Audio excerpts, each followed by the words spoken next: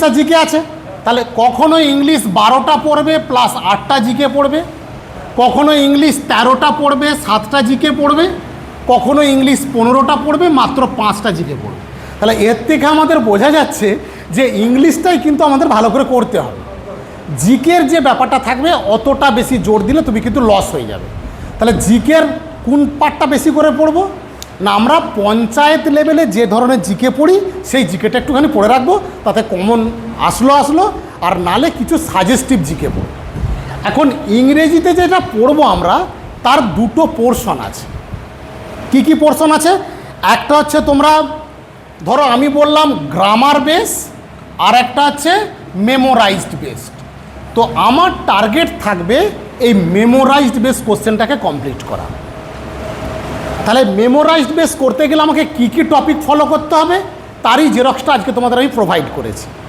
1 নম্বর আমি যদি বলি যে 1 নম্বরে আছে ওয়ান ওয়ার্ড। 2 নম্বরে কি আছে? 2 নম্বরে আছে ইডিয়াম আর ফ্রেজ, ইডিয়াম ফ্রেজ। 3 নম্বরে কি আছে? 3 নম্বরে হচ্ছে সিনোনিম, আর তারপর 4 নম্বরে আছে অ্যান্টোনিম। ঠিক আছে। 5 নম্বরে কি আছে? Correct spelling, correct spelling. এটা কত নম্বরে? 5 নম্বরে। 6 নম্বরে কি আছে না কালেকটিভ নাউন, 6 নম্বরে আছে কালেকটিভ নাউন। আর 7 নম্বরে আছে আর্টিকেল প্রিপোজিশন, আর্টিকেল প্রিপোজিশন। আর 8 নম্বরে কি আছে?